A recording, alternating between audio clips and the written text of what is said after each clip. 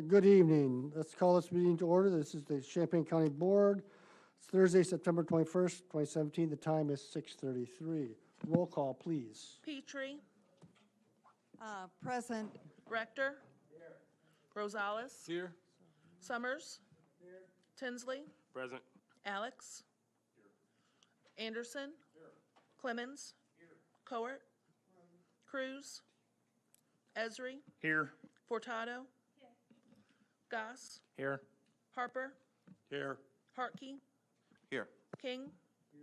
Marsh. Here. McGuire. Here. Michaels. Here. Mitchell. Patterson. Here. Weibel. Present. We have a quorum. Tonight's prayer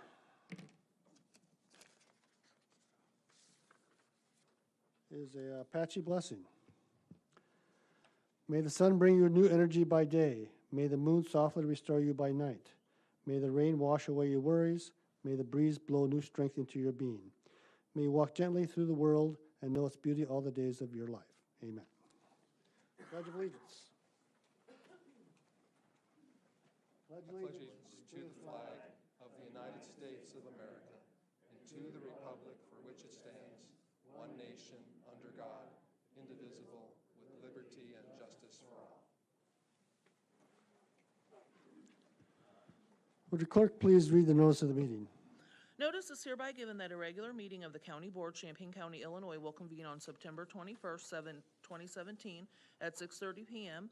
in the Lyle Shields Meeting Room, Brookins Administrative Center, 1776 East Washington Street, Urbana, Illinois, in said county for the purpose of allowing and ordering payments of claims against the county, receiving and acting upon reports of committees, and such other matters as may be brought before said meeting, which said meeting shall continue in session from day to day until the completion of said business.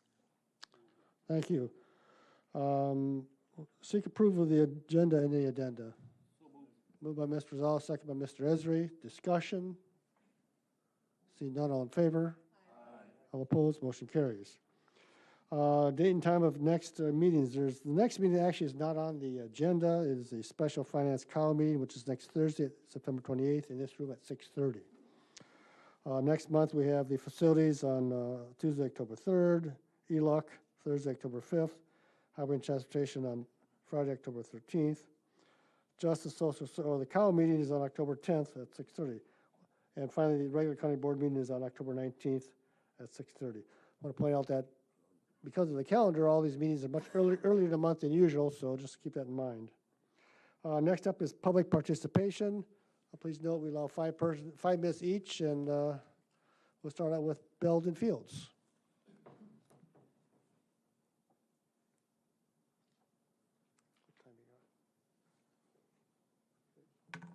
No, I just want to know the starting time. Was it? 6:35. Okay, 6:35. Is it working? Okay, good. Good evening. I'm here to address the issue of the pay that is being discussed for the county executive, the position that is going to be created. And I, like some of the writers today in the News Gazette, am extremely upset about that. Whether we need a county executive or not was settled by the ballot. I'm not going to argue about that. But I do think that awarding this 6-figure salary that is being discussed is really outrageous, and outrageous for a couple of reasons. The first reason is that there are so many unmet social needs that we have that I think we ought to be very conscious about how we spend our money and the necessity of spending that money. The second thing about it is it brings me back to my days of a professor, when many of us fought against what we regarded as administrative layering in the university, the creation of things called the schools and so on, where we created more and more administrative officers, and we gave them all 6 figures. And of course, that was the subject of much consternation from both political parties, the representatives and the legislator. What is the university doing with the money we're giving it? They're giving it to all these high-paid 6-figure administrators. And now, as I understand it, at least one of the things that's being discussed is awarding the 6-figure administrator to the executive. The executive would appoint an assistant, and then we would have an administrator. And that just brings me back to what the university had done and what we were so critical of the university doing, because also the university had needs that were unmet, including some of the professors' salaries and some of the graduate student employees' salaries that the university fought tooth and nail to keep down because the university couldn't afford it. It seems to me the same logic is now creeping into the county board. I mean, where are those fiscal conservatives here who are so careful about how we spend our money? I think one could find people, very good people, who would take the post, very qualified people, who would take this post without asking for that kind of money, simply because they would recognize that there are so many other needs that are being met by the county. I just think it's a terrible thing to do. I think it's a hypocritical thing to do, since we keep hearing about the financial straits of the county. So I hope that that salary would be taken down considerably. Thank you. Michael Wilmore.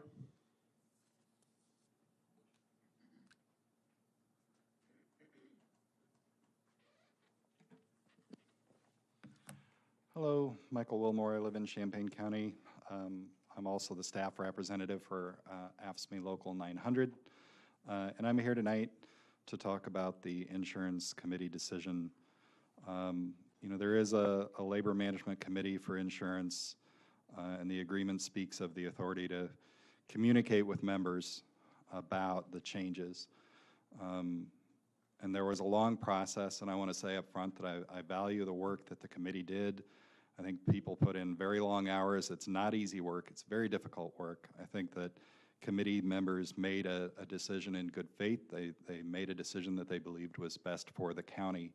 However, it strikes a lot of our members and myself that it seems that we didn't learn from last year. Last year there was a lot of uproar when the insurance almost changed. It was later reversed because there were costs that had not been projected, that were not understood, and so the switch was back to the previous provider. And this year, the switch was voted on again without first talking to our membership. And my understanding last year coming out of all of that was that the one thing that it seemed we were all committed to doing was finding some way to communicate with employees before the Labor Committee made a decision. And I found out about the vote after the fact. Most employees found about the vote after the fact.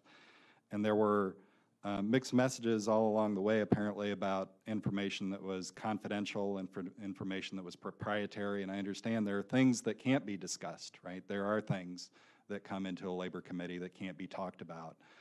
But I still don't understand why there couldn't have been a moment at which there were some choices and employees could have seen what those choices were, and the county could have received feedback about those choices. And sort of after the fact, I was scrambling, trying to find out what our members really thought about this. We put out a survey to our members. Overwhelmingly, those that responded disagreed with the decision. Many of them talked about very personal issues of being in the midst of really serious healthcare crises and the harm that could be done by switching primary care providers in the middle of all that, and the fear that they had. And I just, you know, I have a lot of concern about the way this unfolded. And I'm here to talk about the possibility that there's still an opportunity, and I don't know for sure. You know, last year the decision got reversed because of a cost that hadn't been calculated, because the cost was actually different than it had been believed, and so that decision was reversed. So I guess my first question is there still an opportunity to consider a viable alternative? You know, what are the viable alternatives? If the answer to that question is no, then the conversation seems to be done, and I hope that we do better next year. But if there is still a viable alternative, why not pause on this decision?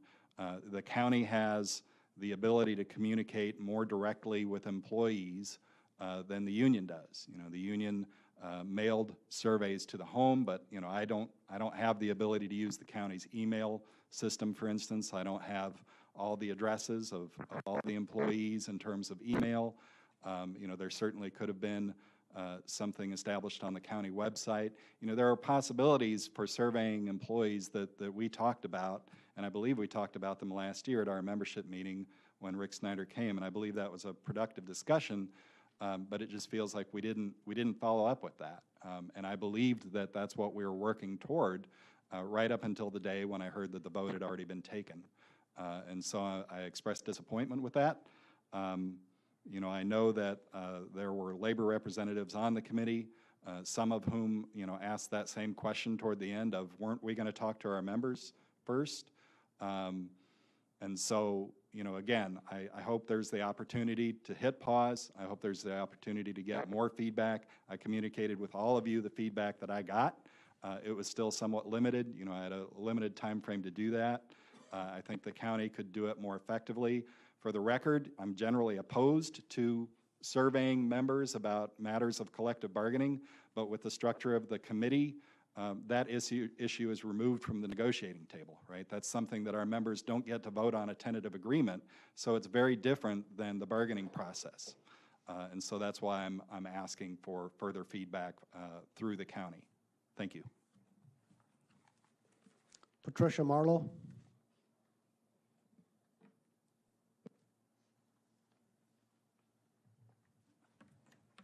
Hello.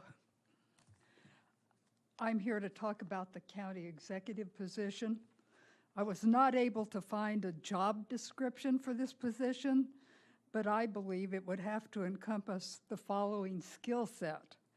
That person would need to be able to develop a comprehensive work plan, examine its scope and direction.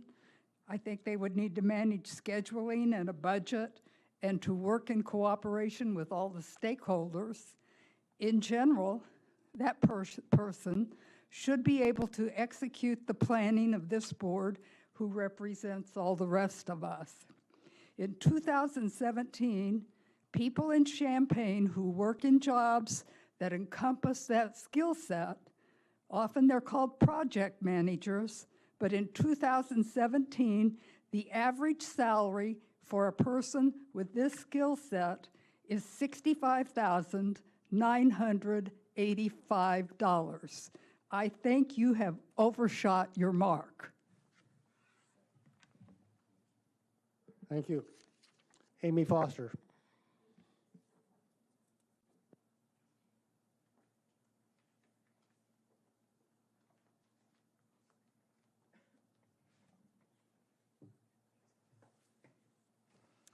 Hi, Amy Foster, Champaign County employee. Of major concern, first and foremost, the employees of this county had zero information, input, or representation prior to the insurance committee vote for recommendation of health insurance carrier for the upcoming year. Before you are the signatures of employees in AFSCME-covered positions attesting to that fact. There would be abundantly more signatures of the statement-covered FOP and exempt employees as well. The purpose of this committee is transparency for the sake of representation, and this is clearly not the case before you now. Next is the looming question of ethics. At the end of the committee of the whole meeting last week, 2 board members recused themselves from this discussion and vote due to conflict of interest, as they have relatives that worked for an insurance company and a hospital respectively. Although those relations are not in a position representing or negotiating the insurance contract with Champaign County.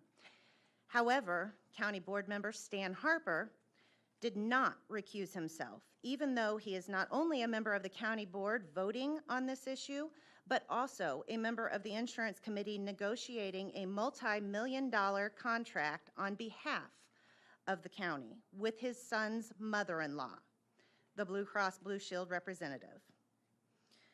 This is a clear conflict of interest. Further, it is a question of morality and even more so of ethics. I beseech you, take this into consideration during your discussion and vote. Moving on, at the time of the insurance committee vote, there was a $145,000 savings to the county if we went with the Blue Cross Blue Shield proposal over the Health Alliance proposal. However, prior to the committee of the whole meeting last week, Health Alliance submitted a proposal to the insurance committee that meets or beats that of Blue Cross Blue Shield. So even though a change in carrier to Blue Cross Blue Shield now gives no financial savings to the county and will create a hardship for 532 current members of our insurance group, the recommendation was not deferred prior to that meeting. Why would we allow a handful of people to choose for us what they personally want rather than be our voice, as was the intent in the formation of an agreement contractually negotiated for this committee? I am now going to address a few items Mr. Schneider presented to you at the committee of the whole meeting that I did not find to be quite accurate. One, the committee's inability to share options with employees due to proprietary information. Not so. The insurance committee agreement states, each party shall have the right to discuss all proposed changes with its membership and seek their input prior to any final vote. Each party reserves the right to discuss all changes with its membership. Regular meetings of the committee will be open to all signatories of this agreement and outside agencies participating in the Champaign County Health Insurance Plan. This is further backed by the fact that no personal and/or private information, that being proprietary information, is presented to this committee in its proposals. Rather, it is aggregate data that is presented to the committee and discussed. So, two, we are currently enjoying the benefit of coverage for our college students living outside the local area. We currently enjoy wellness benefits. None of this would be new or added benefit to us just because we sign with Blue Cross Blue Shield as our health insurance carrier, as was inferred. While Blue Cross Blue Shield may not require a referral from our primary care physician, many, if not most, specialty doctors do. In those cases, we will not receive in-network coverage through Blue Cross Blue Shield as touted. One last thing to consider is the plan administration issue with Blue Cross Blue Shield. Last year, the requirement for change in carrier was a $600,000 upfront payment, which the county could not afford. Is there a signing fee this year as well? For your information, Health Alliance does not have a signing fee. Also, last year, a change in carrier would have meant that we wouldn't have sufficient time to audit invoices prior to our being required to pay those invoices. Is that changed or is it still the same? I could go on, but I'm going to wrap this up with a plea to you to ask the questions on behalf of the employees of this county during discussion so that you can make an informed recommendation to go to the full board next month. In conclusion, I understand the insurance committee was supposed to do this for you so that you could vote with confidence that the recommendation from the committee was appropriate and representative of the group. It is not. I know I am now asking you to take a crash course in an overwhelming amount of information, but I am still going to ask you. Please represent the people of this county to the best of your ability. Thank you.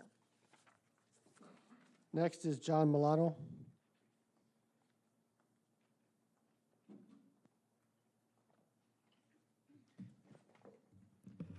Hi, everyone. It's not like I prepared anything since I love speaking extemporaneously. Anyway, I saw the sheriff speak like 2 times ago, and I missed the one in between. So I kind of want to address that here. So why not now? Why not here? Yeah. Anyway, he said that most of the new inmates there had mental health problems, and that most of these people had problems that started small and ballooned over time until they were disruptive and destructive, and then they had to be imprisoned. Well, it seems to me like the solution is not to spend tens of millions of dollars on new cells to store them like, cattle or animals, It's like the solution is to treat their mental health problems before they become problems. That way, 1, their lives are improved because they stay sane, they keep their minds, they can remain productive members of society. Number two, the communities don't have these problems because they're not causing problems because they got the care they need. And number three, the jail's not clogged with new people. You know, we can keep it the size that it is, or maybe even come up with some new options for it. Anyway, you know, we got the money. Otherwise, how are we paying for this new jail? We've got the mental health care. He said he contracts through Rosecrans, so those facilities exist. It's just a matter of where our priorities lie and how humane we want to be to our friends and neighbors. Thank you. Jeannie Colbert, did I get that right? Close? Pretty good, like operations or affairs.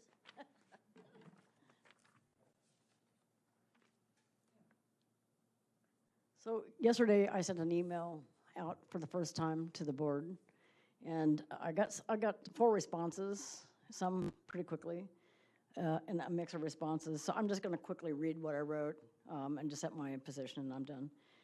Greetings all. This is my plea to vote down the salary for the county executive tonight. Given the financial challenges of an uncertain history of our troubled nursing home, budget issues, possible layoffs, and the list goes on and on, I'm extremely concerned. I've taken the time to speak with friends, neighbors, and acquaintances on this topic and have found that many are also concerned. We did not see the validation for the value of such a high salary. Please do not waste the taxpayer dollars on unnecessary salaries or inflated salaries while the county faces possible layoffs for working class employees. Please look at the bigger picture of what is coming down from the federal level and know that we all will be affected. We need to be much more mindful and smart in our decisions as we look into the future of Champaign County. Thank you.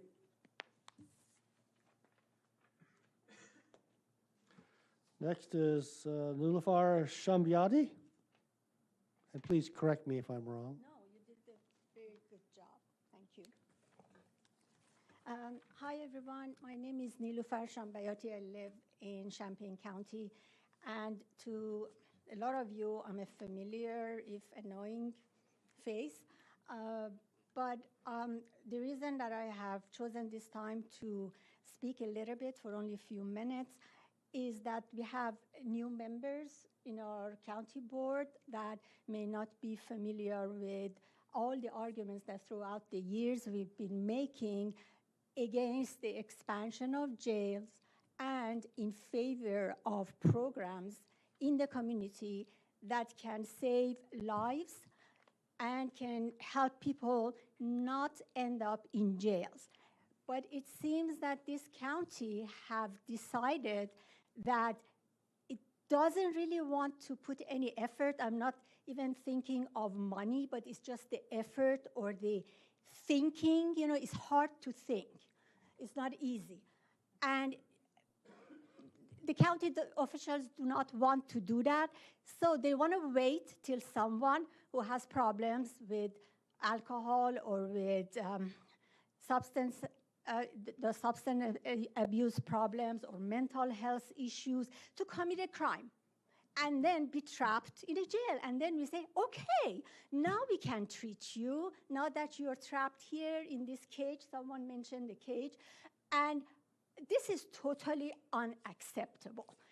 We cannot allow people who can be saved. I'm not saying that everyone can be saved, but most people can be helped by having counseling, by taking appropriate medications, or being with their loved ones while they are getting treatment for whatever issue that they need to be treated. So I think, you know, everybody here and also in the criminal justice system have to start to think and be creative.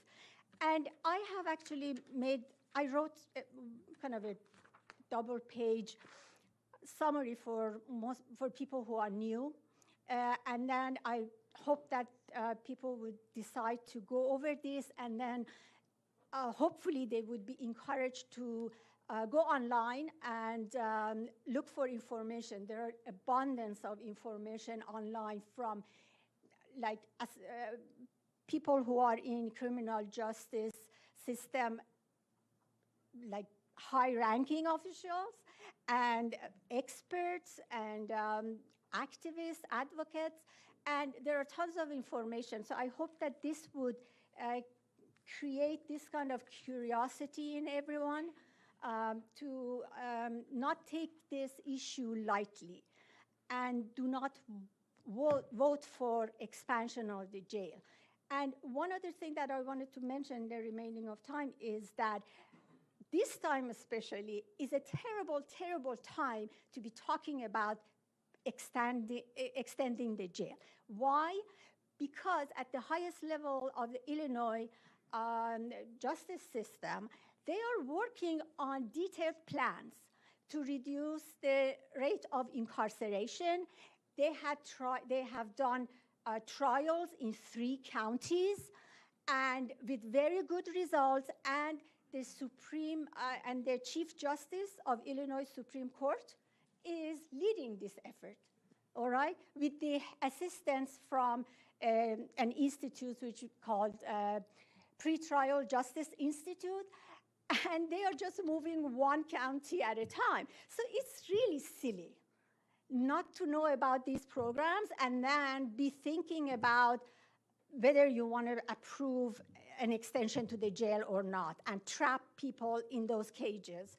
And so I hope that you all decide to make the right decision, and let us not come back to this issue. It's been years. I've been coming here since 2013. Okay, I will keep coming if this is going to be going on, but please stop it. Okay, thank you. And I would, can I ask you? Thank you so much. Dottie Bureau-Weiss?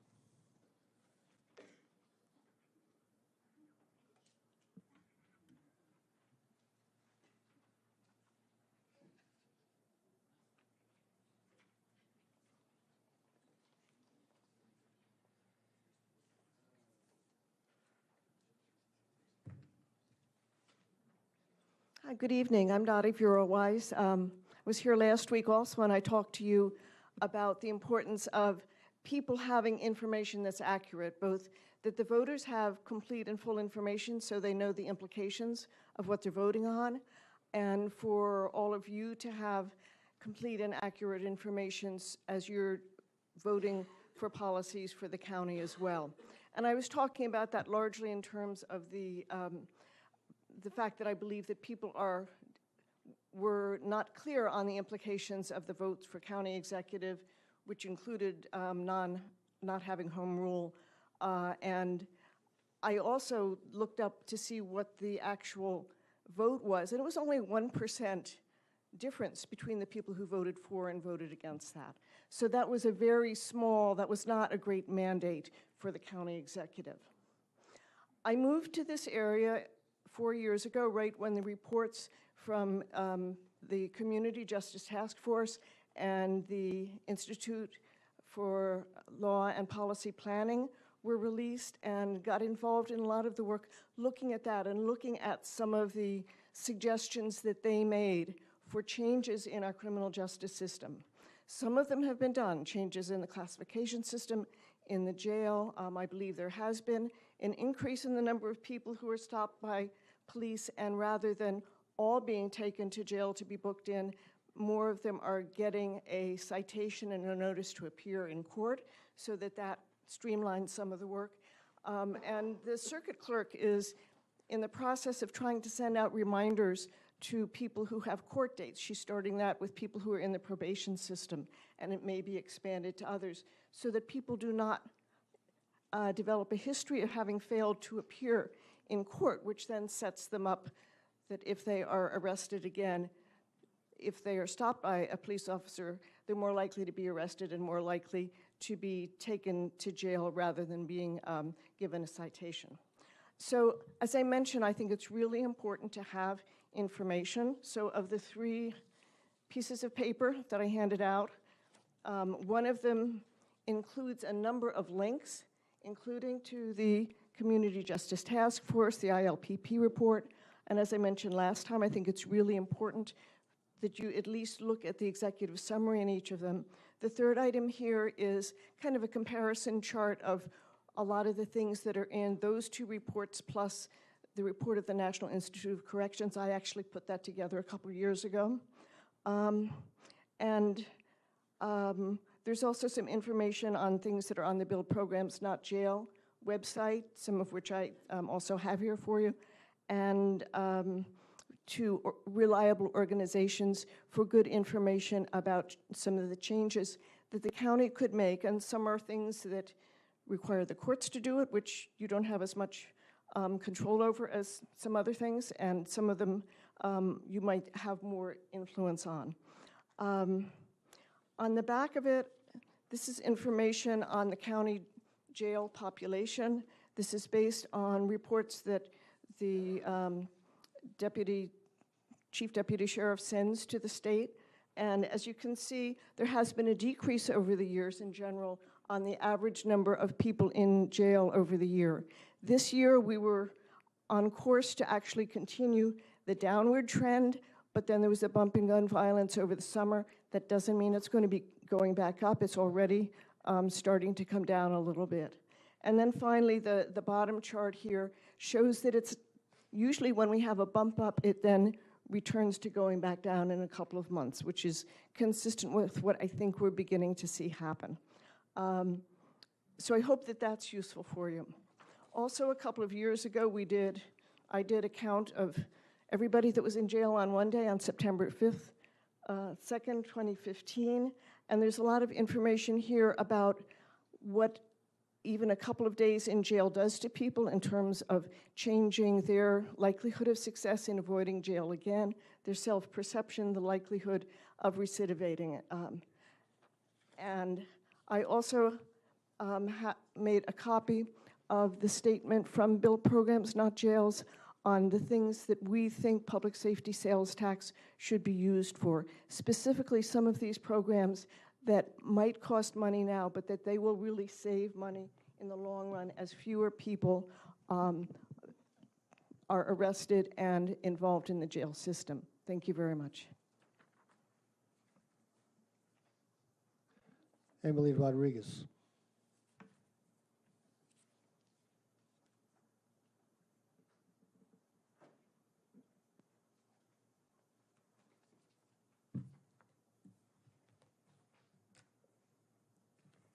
Hi, County Board, thank you for letting me speak to you today. I want to talk about the county executive salary. My name is Emily Rodriguez. I am an administrator with CU Indivisible. We are the source of all of those eerily similar emails that you guys have been receiving in your inboxes over the past week. Our organization is focused on encouraging civic participation. We are unique because we bring new people into the fold of political conversations. Those parents with kids that don't have time to be plugged into the news all the time, or grad students who have their hands elsewhere. They're startled by the results of the 2016 election, and they really want to know how they can help.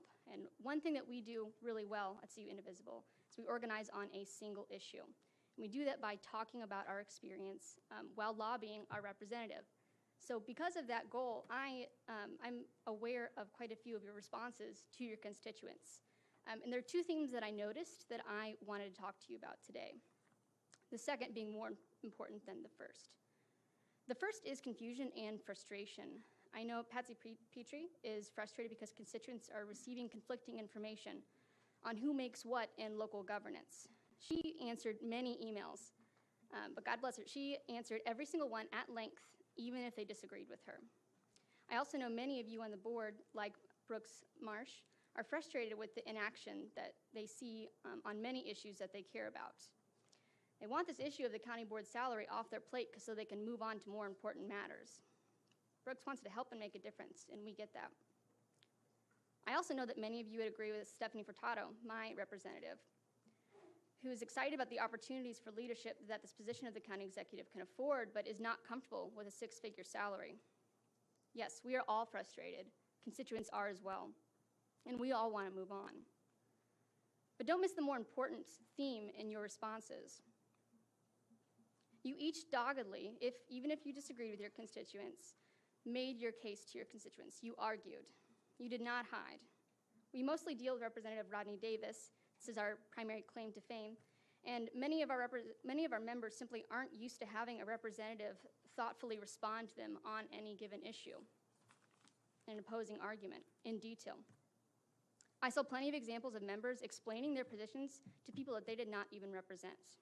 That is impressive and commendable, regardless of whether we agree or disagree. Despite our shared frustration on the process, only one of you, a member that I have not named, resented having to make your case to a constituent. This shows me that there's room for consensus here. Yes, we're frustrated, but if I'm correct, you're frustrated not with your constituents, but with the process itself. You're frustrated by the lack of similar cases that we can point to with our county executive to make your case, and that can give us guidance, and also by the confusion that your constituents are experiencing. I realize that saying yes gets this issue off your plate. I know that might seem appealing, but now isn't the time to throw up our hands in frustration and take an easy option. Isn't that a common accusation thrown at so many Democrats, my own party? Rash spending, dumb tax hikes, throwing money at a problem in hopes that it will go away. Spending because we're frustrated, because we're confused, and because we don't have any answers. Instead, I'm going to ask you to vote no. I'm going to ask you to keep this debate open. Once we have this salary in place, it'll be tough to reduce. A no vote allows us to keep talking, to continue to build trust with your constituents, and to negotiate a salary a few on the board would be a little bit more comfortable with, to bring more members to your side. We lose when we make rash decisions because we are frustrated. We get better at working together with every try, so long as we actually put the work in and listen. A no vote, again, allows us to keep talking. I know each of you have received more pressure than you have probably in a little while. Changing your stance does not seem like a safe option. We don't lose anything by pausing to make sure our constituents have their facts straight, instead of using explanations that don't even quite make sense to you. That we are somehow saving money by eliminating one position, yet replacing it with a higher paying sum. That a higher salary would attract candidates that aren't considering running anywhere else but their home county. That it's okay for a candidate to write their own paycheck and their job description. I ask you to pause this process to educate your constituents, if for no other reason than because it feels good to look them in the face and tell them that you did everything that you could to convince them to your side. As I said, the letters that you've received from your constituents are people that are new into the fold. And that's an opportunity that you have tonight. Once you pause this process and allow them to bring them into the fold to your side, would you please allow us to figure this out together? Thank you. Is there anybody else who wishes to speak tonight?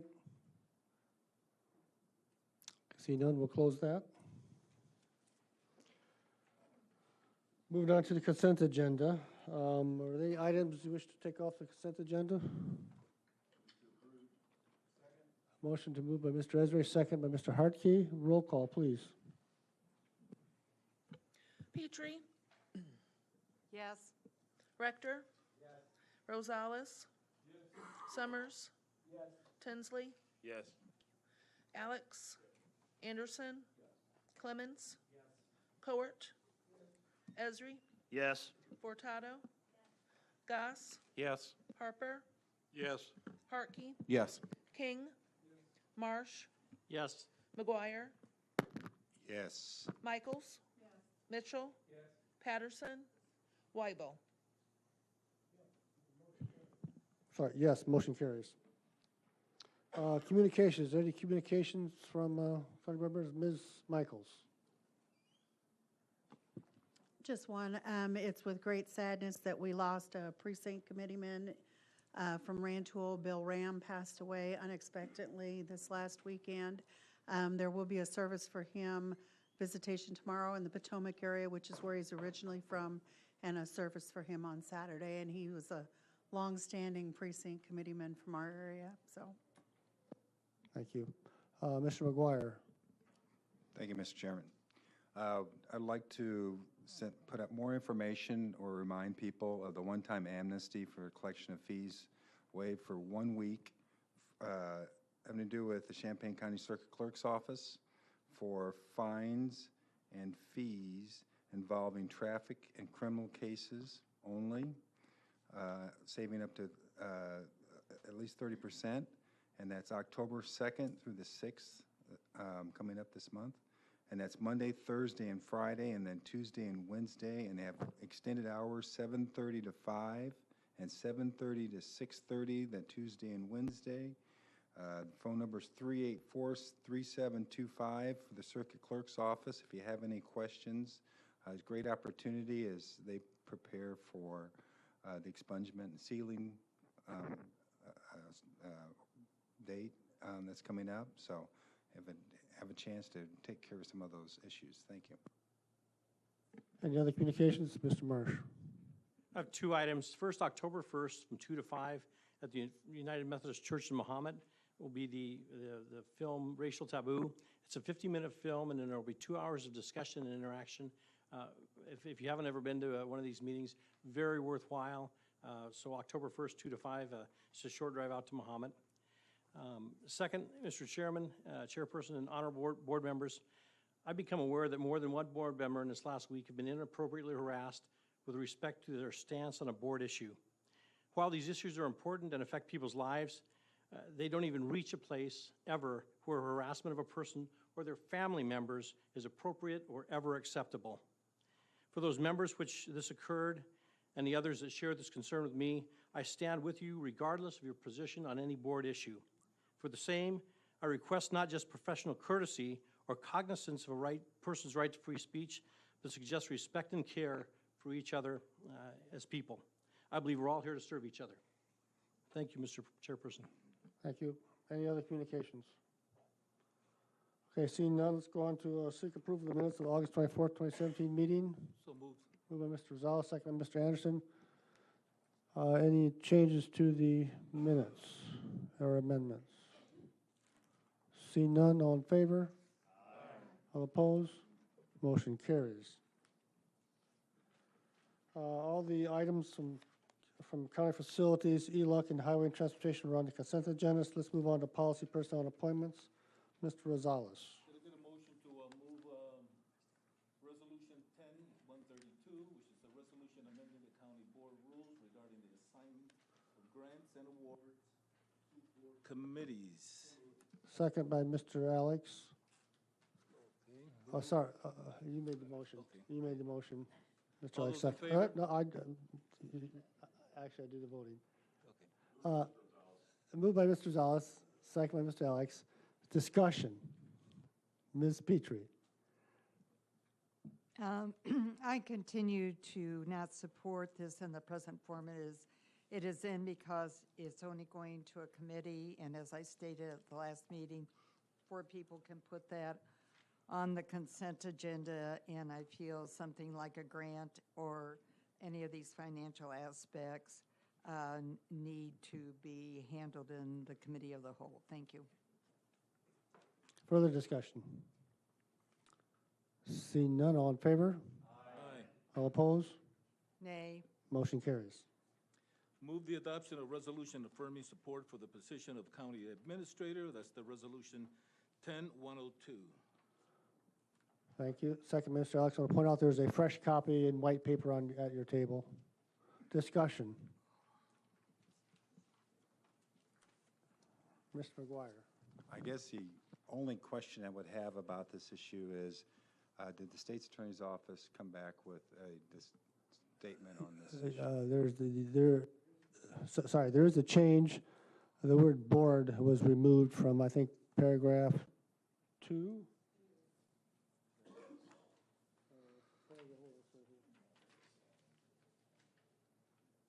No. I'll look at the resolution. Oh, actually, sorry. A different copy went through Rick and not through me. I just realized that now. Yes, so there are changes, particularly the last line of the second paragraph.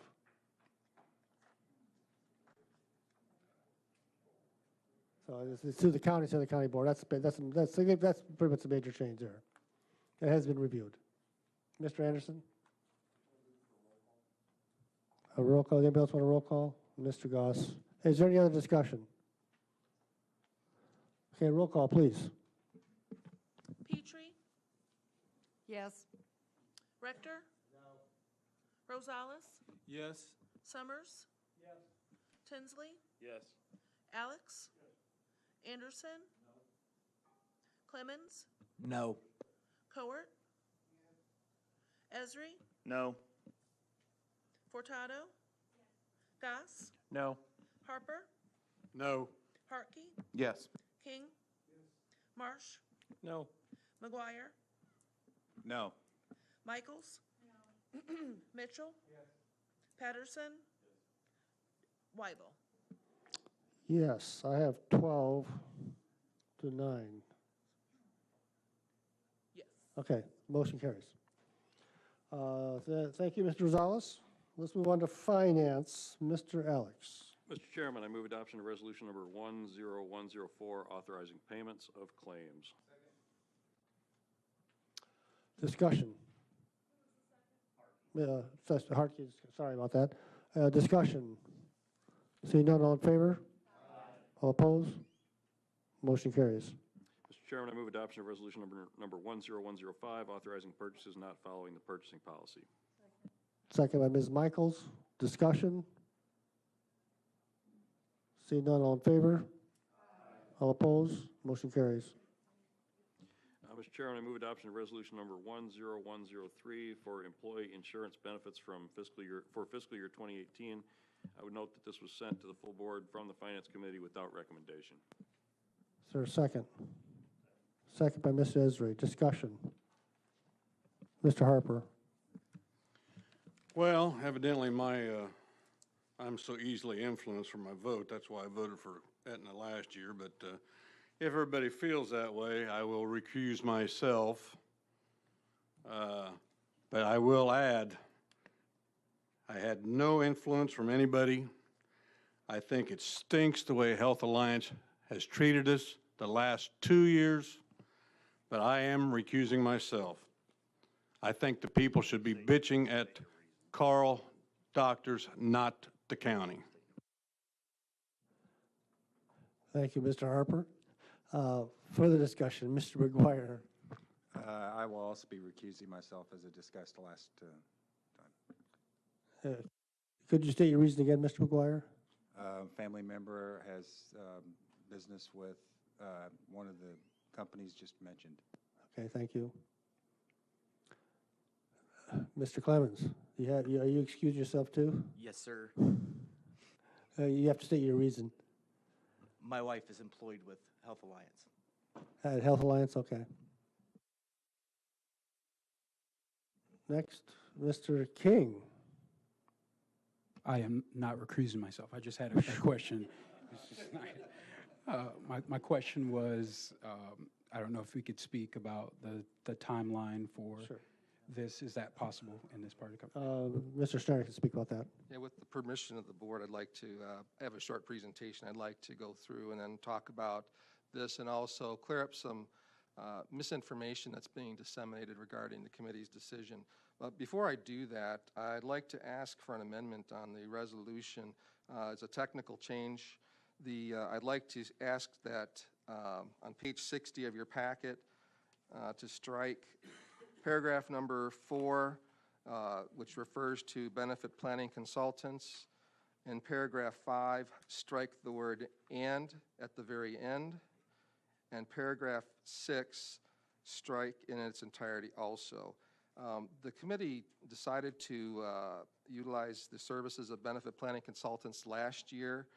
That contract automatically renews each year at the same cost to the county, so there's no need to include it in here. First of all, did the recorder get all those changes?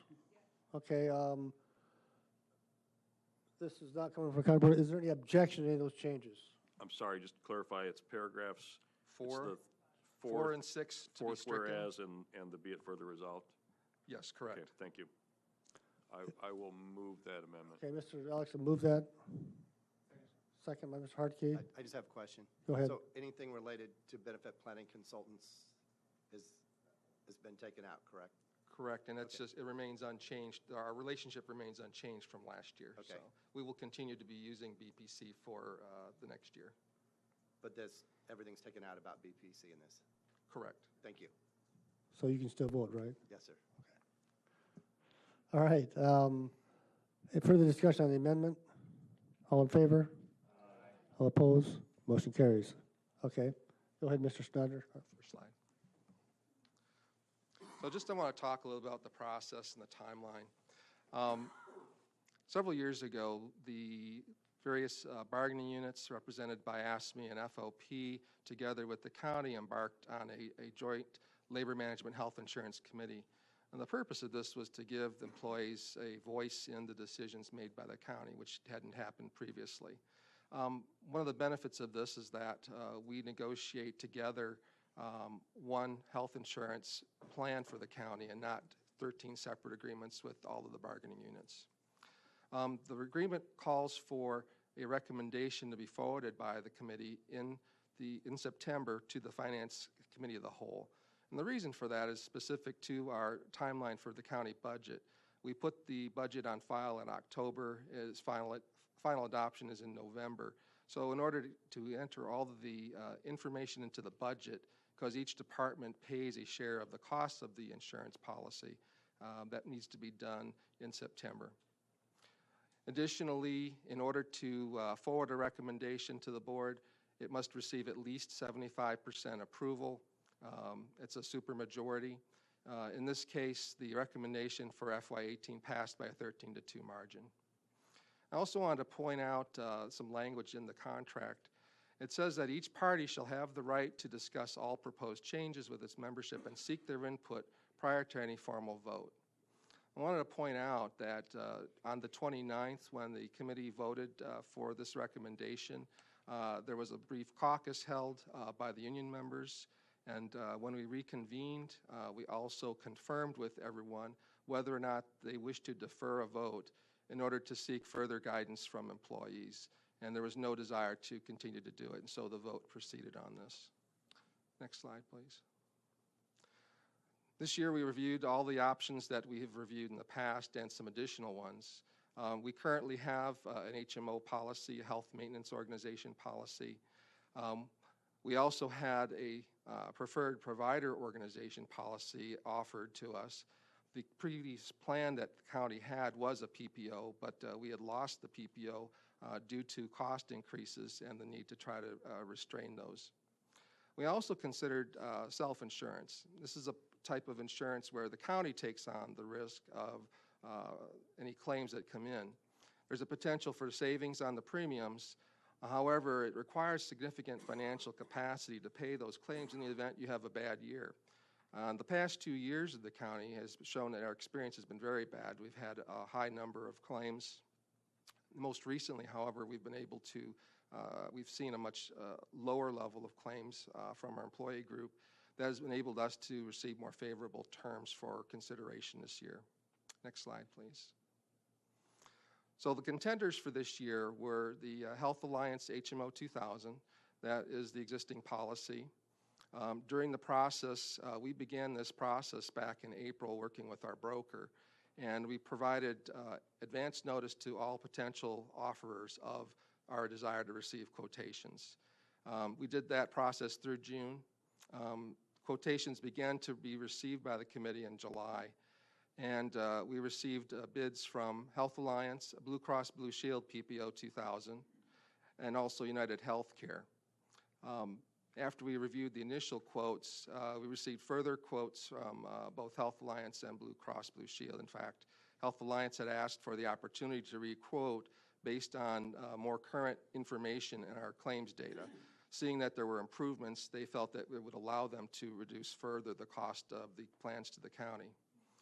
We also took it upon ourselves with our insurance specialist to talk with Illinois County's Risk Management Trust. They now also have an option for self-insurance that doesn't have the same kinds of provisions we ran into with Aetna last year. However, because of the time frame for decision making did not allow for us to fully vet that option, we decided not to consider that any further for this year. So committee had its more or less final quotations received by August 1st. We gave all offerers the opportunity to provide at least one more quotation. We received one from HAMP on August 22nd in advance of the meeting. Next slide, please. After we reviewed all of the options available to us, and the actual information is in your packets, there's a copy of the actual quotations that we received showing the differences between the two plans in terms of cost. The the Health Alliance plan showed approximately a 4.93% increase in cost over 2017. The Blue Cross Blue Shield plan included an increase of 2.7% over 2017, or a difference of about $145,000 countywide. The committee voted to select Blue Cross Blue Shield PPO. Some of the reasons for this are indicated on this slide, in that we have the same deductible and out-of-pocket costs for in-network expenses. Currently, the deductible and the out-of-pocket expense limit for each year is $2,000 for single coverage, $4,000 for family coverage. The other thing that really attracted our committee members to this plan was the fact that it is a PPO. This is something that the county employees gave up several years ago in an economization move. But we feel that it provides more benefits than the HMO plan. The Blue Cross National Network, which has in this case, over 233,000 providers, is accessible to our members without an insurer referral. It is correct that some doctors may require a referral, but the insurance is not going to be an obstacle to do that. In addition, employees are going to enjoy new out-of-network benefits that we previously did not have under HAMP. The deductibles are slightly higher for the out-of-network benefits, but they are also included in a benefit summary, which is in your packet. All of the providers at Carl, at Presence, and at Christie Clinic are in network, except certain primary care physicians at Carl. Those primary care physicians are primarily in Champaign, Urbana, and Mahomet facilities of Carl. Only the primary care does not affect the specialists, so OBGYN, oncologists, those other ones, those are in network. Other primary care physicians at Carl are in network if they are in locations outside of Champaign-Urbana, so Rantoul, Danville, Mattoon, Monticello, many of the other facilities that are in central Illinois are included in our in-network. That decision to not allow Blue Cross to access those providers is a provider decision. It's not a decision that was made by Blue Cross. I just wanted to point that out. In addition, the county pays 90% for most employees of their single employee coverage each year. That is 90% for this year, 88% for next year. This is a list of Blue Cross Blue Shield clients. As far as local governments, the city of Urbana is also a Blue Cross Blue Shield PPO subscriber. They made the switch from Health Alliance last year. And from what we understand, they have experienced a very high level of in-network benefits processing, which means that there hasn't been an issue with people moving who may have had providers at Carl to go use Christie Clinic or other providers in the area. Village of Rantoul uses Blue Cross. City of Danville, those are the public sector ones. You can see many private sector users, including Cunningham Children's Home and the Central Illinois Laborers Union. In addition, across the state, many Illinois employers such as State Farm, Caterpillar, Boeing, and those others listed there all use Blue Cross. I feel that's a pretty good statement as far as the quality of the plan that the committee selected. I also want to point out some of the accomplishments of the committee this year. They've been able to maintain a high level of benefits. We have a relatively low deductible compared to what many others in the public sector and frankly the private sector enjoy. This is a market-leading performance despite the problems we've had with high claims among our employees. If you look at the last 2 years in the Illinois market, the average increase, according to data from healthcare.gov, shows that plans in 2017 increased in a range of 23 to 45% in cost. This year, for next year, it's gone up an average of 15 to 46%. HAMP itself in the regular Illinois marketplace is asking for a 45.7% increase in their policies. If you compare that and look at the chart, which shows our increases are in the dark blue and marketplace increases are in the light blue, you see that Champaign County over the last 2 years has seen increases of only 11.6% and 2.7% this year. I think that's a pretty amazing performance considering all the tumult in the healthcare marketplace that exists. Next slide, please. So I want to address some of the concerns that have been raised by employees. I think the one that I've heard principally is that there will be a required change for some people of their primary care physician designation. In considering this, the committee was very well aware that this would be a concern. The committee evaluated claims data, and we determined that the average member accessed their primary care physician once each year. It came out to, I think, 1.016. If we broke it down by provider groups, Carl versus Presence, it was very similar information, so it was about 1 visit per person per year. There's no employer plan that I'm aware of that guarantees access to a specific doctor. That's not something that has ever been promised as a benefit to anyone. And again, whether or not people can use their Carl primary care physicians in network is a decision that Carl Physicians Group has made, not us.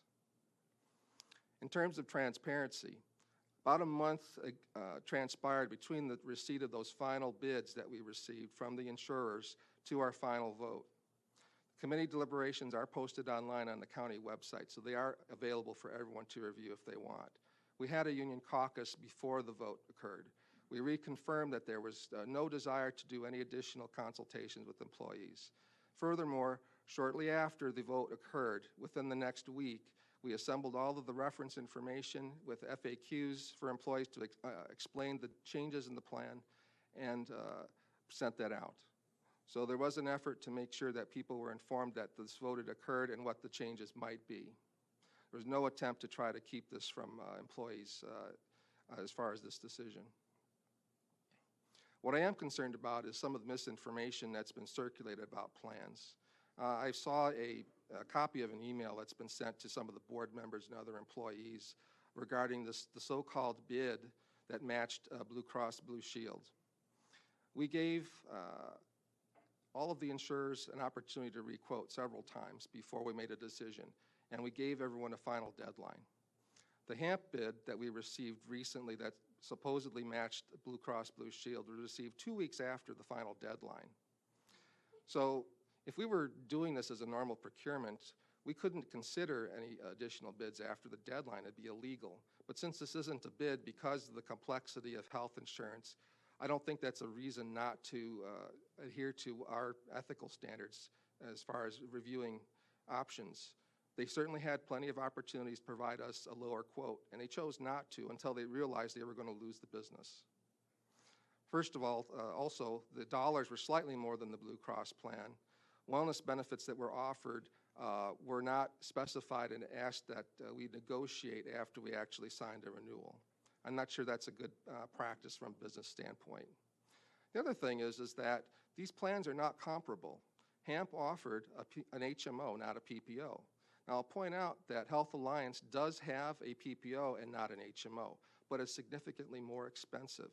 They obviously understand that a PPO costs more to provide services. So I feel that there's a tremendous amount of value in the committee's selection. Next slide, please. So the board can choose what to do at this point, but I wanted to point out some of the issues that may arise if we don't approve the committee recommendation. In the contract, it specifies that if we don't approve or can't agree with the committee recommendation, both the unions and the county board have the option of dissolving the committee.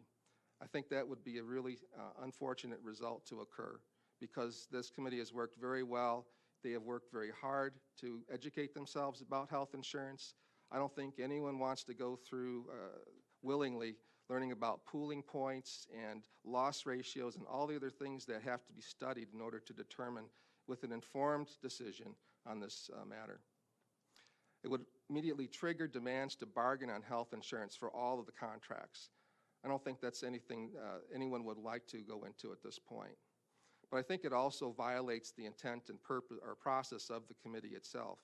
Because this committee works very hard to make an informed choice of those benefits and costs for both employees and employers, and also that the fact that people who aren't on the committee don't have access to all of the critical information that goes into a decision.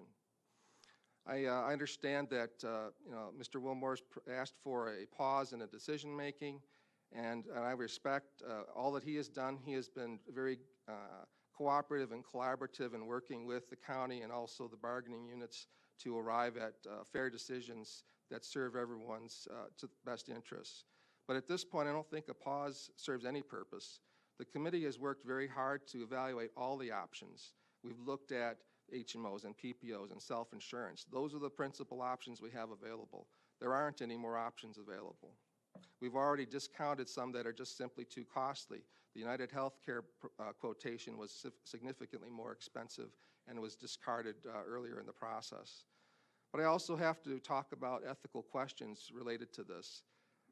As I mentioned, if we were conducting an invitation to bid or an RFP, we would certainly never entertain a bid that came in after the deadline. And it's interesting, the past 2 years we've received these last-minute bids, and both of them have been suspiciously close to the final offering from the winning or the leading competitor at the time. In this case, the Health Alliance bid came in at 2.72% more than our cost for this year. If you remember, Blue Cross proposed 2.70% increase, so 0.02%. I'll leave it to everyone here to reach their own conclusions about what that might represent. But the final thing I want to say is that I know that many people like Health Alliance. They've certainly done a good job for us in many ways.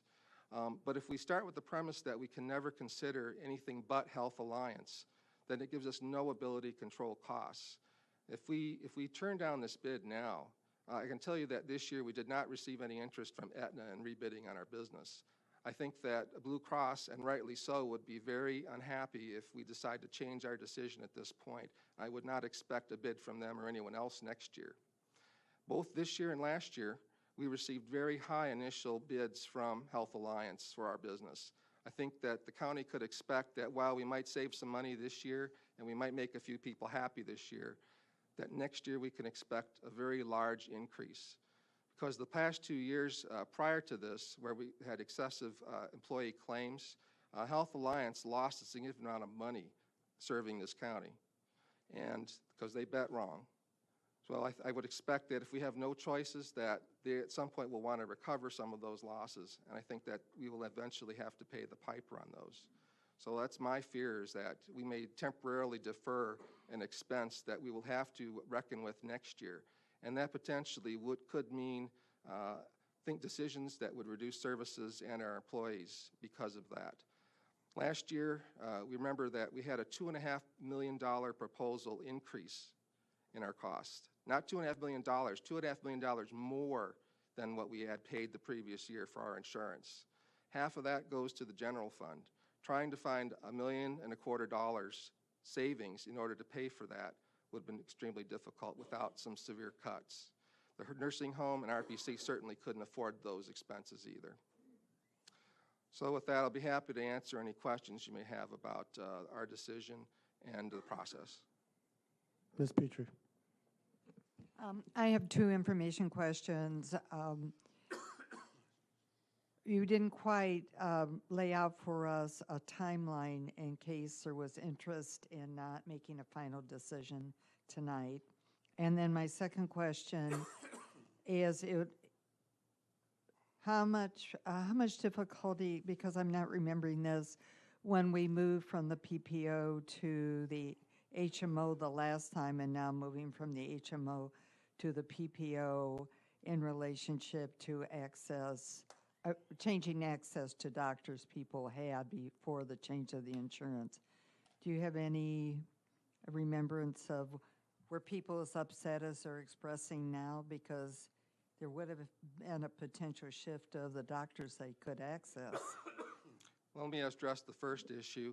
I think that we need to make a decision no later than the end of September.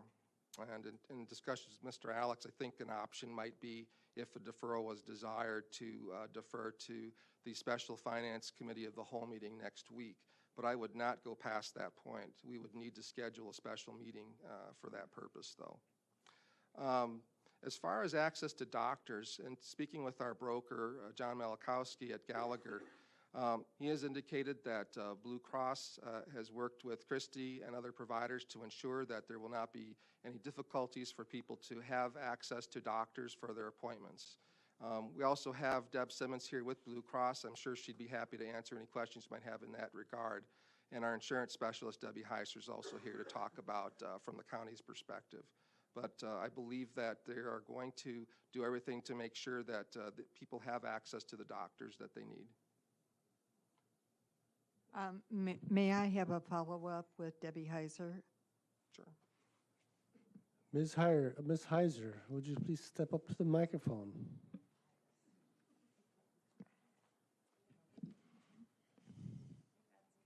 Hi, Debbie. Thank you very much.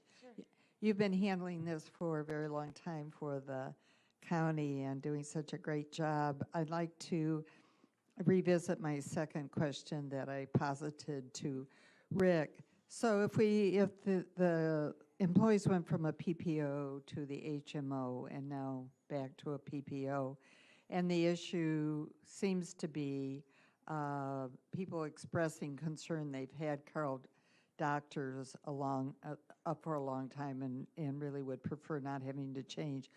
How did they access Carl doctors when we had the PPO? Then that would have been 3 times back, and then HMO, which allowed them to access Carl doctors, and now the situation is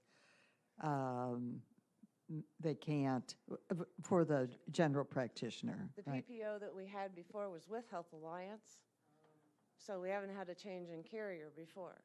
But as Rick stated, Blue Cross Blue Shield and Christie have told the committee that they will work to make sure that there are physicians available for appointments that are needed. A key ingredient, I had forgotten that PPO was with Health Yep. Alliance. Thank you There was very no much. change. You're welcome. Thank you, Ms. Heiser. Further discussion, questions? Mr. Alex. Just a couple of comments. You know, I served on this committee from its inception until last year.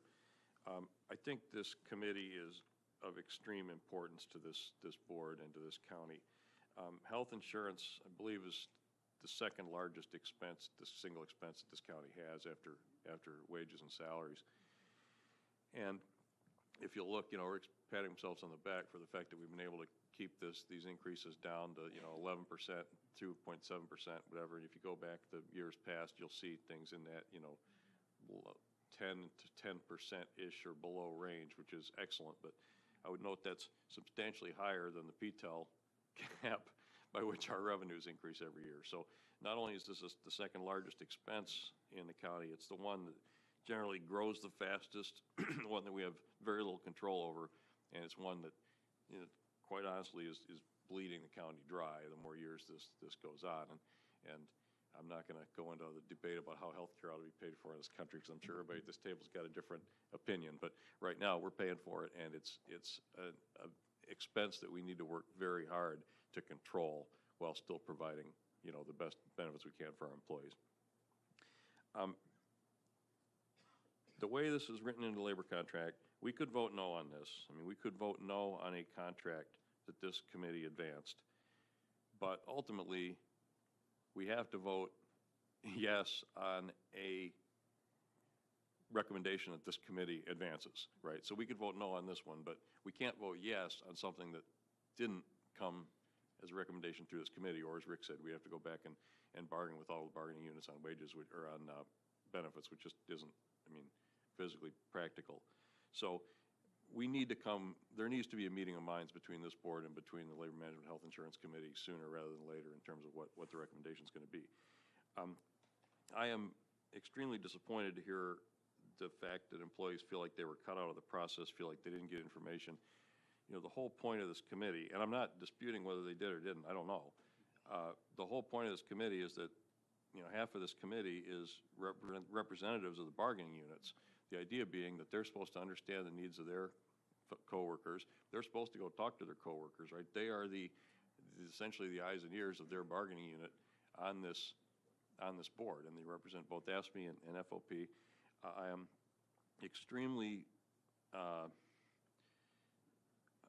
grateful at the fact that we were able to get ASME and FOP, back when Deb Busey was county administrator, to agree to accept this language in all of their contracts so that we have the ability every year to reevaluate our plan. Because before, we'd always just renewed a labor contract. And so if your benefits are stapled onto the back of every contract, you're essentially locked into the same provider forever. So what this committee did was give us the freedom to work with the unions every year and come up with what was going to be best for employees and best for the county financially, which aren't always the same thing. But I think in the years that this committee has been there, we've been able to come to terms. There have not been a lot of dispute on this committee in terms of what the best option was.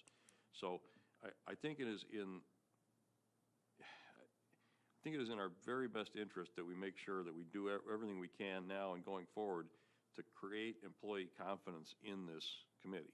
And if that means, leaning on the labor representatives who are on this committee to do a better job going out and talking to their people, as Mr. Wilmore suggested, if this is a more county staff effort in terms of promulgating information that's going on in that committee out through channels that we have access to, things like the county website, things like the county email list, giving the union representatives who are on the committee the tools that they need to more effectively reach their people electronically, whatever it is.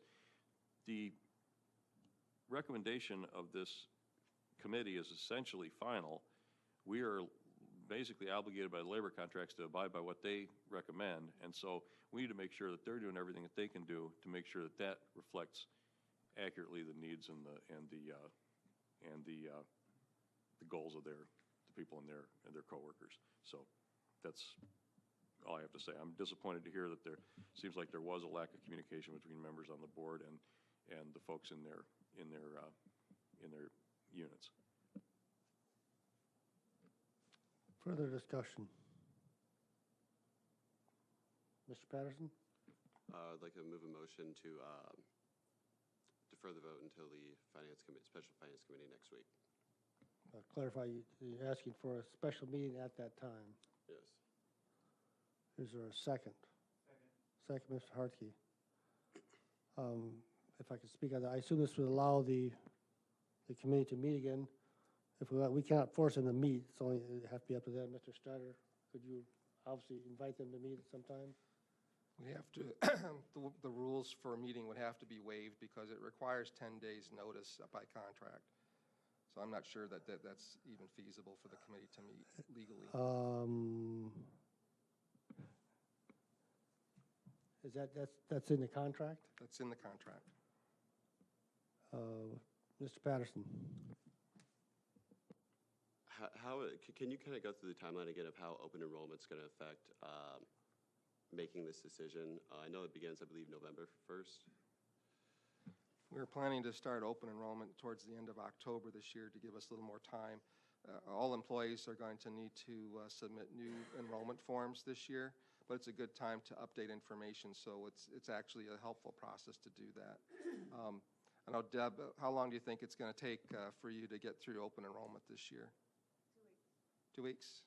2 weeks? 2 weeks for meetings and then another week, 10 days to give the information to the insurance company. Starts on January 1. We can get it done.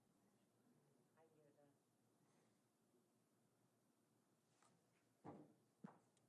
I'm sorry, I didn't hear how, so like, what's the latest point that we could possibly pass something like this? My preference is that it gets voted on this month. I don't know that going later is going to yield any different result. Again, we have to have a 75% approval of any plan change, and my poll of the committee members indicates there's significant opposition to changing the decision of the committee at this point. Ms. Petrie. I just want to clarify, I can support a deferment if the purpose of the deferment till a week from today is to allow the various members of the committee, not to meet again as a committee, but to get more information down to their membership, because my takeaway from the messages I received that the high priority irritation is the sense that these employees didn't feel they were getting timely and updated information about what was going on with the insurance. I'm not inclined for a deferment to have the committee change the decision. Mr. Alex. You know, we've got representatives of this committee on this board. Can anybody speak to the likelihood that this committee will change its decision if given another week? I mean, I like the idea of putting us off till next week. It doesn't cost us much, and as I said before, I think part of this is we need to do whatever we can to bolster employee confidence in the process. And if that means, you know, getting some more time for the labor representatives on the committee to go talk to their people, that's fine.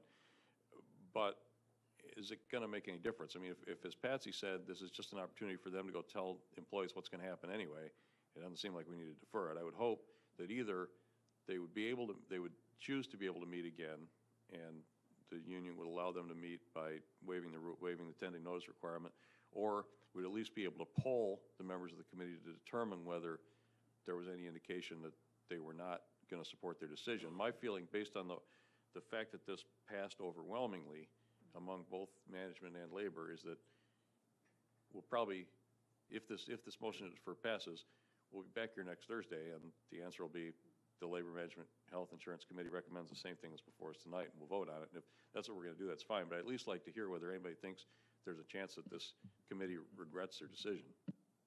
Mr. Summers?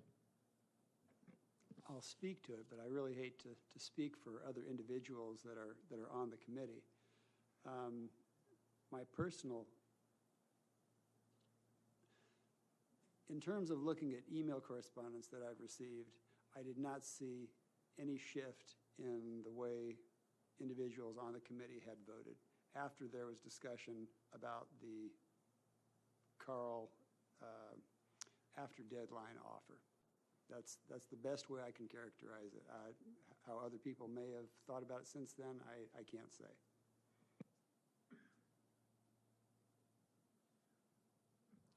Mr. Anderson, are you pondering a comment, or are you just holding your pen up? I got a question. This is, I'm not sure why we would delay this. I'm not clear on that. So that people can go out and talk to their members, and then nothing can change because there's no timeline to allow it to change. And we're going to place this back for vote next week. And is the motion, the original motion, to defer this till next week for the vote? That's the motion on the floor right now. There's a And motion to defer. was that motion to allow for a meeting? That motion cannot allow for a meeting because we don't have that power. The motion is strictly to defer. Yeah. It allows the possibility of meeting, but again, Mr. Schneider said that may be complicated by the 10-day rule. Yeah, if I can add to that, Jack, I think it would be up to the Labor Management Health Insurance Committee whether they wanted to meet or not. They could just say, we're not going to meet, stand pat. Or if they could figure out a way to negotiate this 10-day notice requirement away with the units, then they could meet if they chose to. That's the way I would see it. But I think it's all up to them. All we're deciding is when we're going to vote on the recommendation or not. Yeah, so I guess my questions were answered. Thank you. I just don't see any reason to continue this. Further We're discussion. here tonight. Further discussion and motion to defer. Anybody else want a roll call? Is there a second for the roll call? Okay. Roll call, please, on the motion to defer. Petrie, No. Rector? No. Rosales? Yes. Summers? No. Tinsley? No. Alex? Yes. Anderson? No. Clemens? Oh. I was recused. Coert? Esri? No. Furtado? Goss? No. Harper's recused. Harkey? Yes. King? No. Marsh? No. McGuire's recruit, Michaels? No. Mitchell? No. Patterson? Yes. Weibel? Motion fails? Okay, we're back to the main motion as presented. Seeing no discussion, we'll have a roll call vote.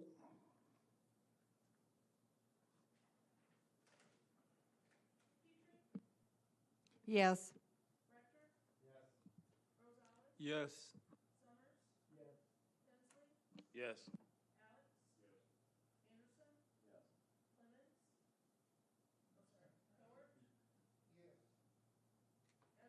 Yes.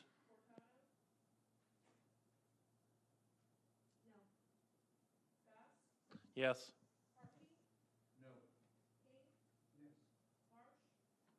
Yes.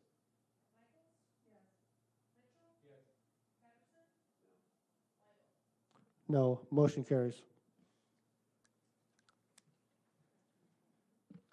Thank you, Mr. Chairman. The Finance Committee moves adoption of resolution number 10052, establishing the executive salary of the county executive.